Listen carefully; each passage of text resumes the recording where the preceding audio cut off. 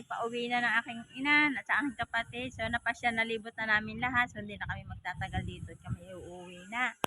So ayan, napakaganda dito. Fresh na fresh yung hangin. Kaya tara na, kayo ay mamasyal dito. Punta kayo dito, magdala kayo pang swimming. Ayan, para sulit na sulit ang inyong gala.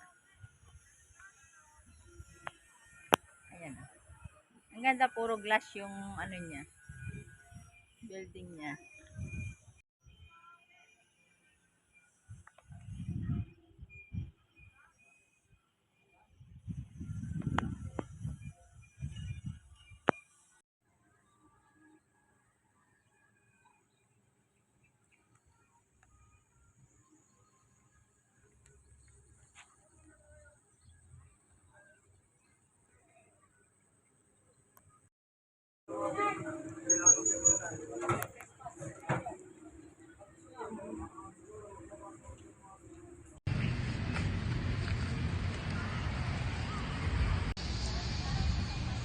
Ate pala maglagay. Marami ditong isda, oh.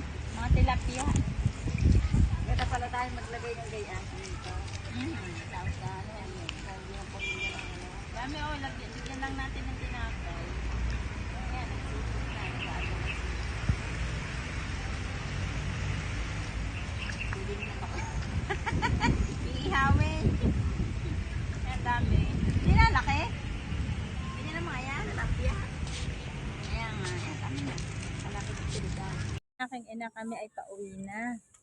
So, kailangan namin umuwi ng Batangas.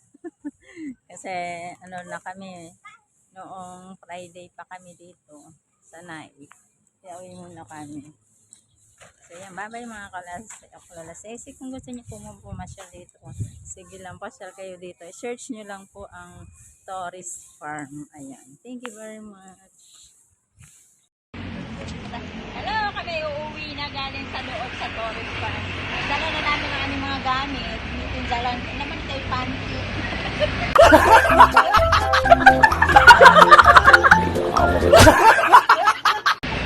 Mga damit ni Kati. Ito na kayo dito. Mura lang din mga kaya yung pulsa. Kaya kami ay uuwi na ngayon.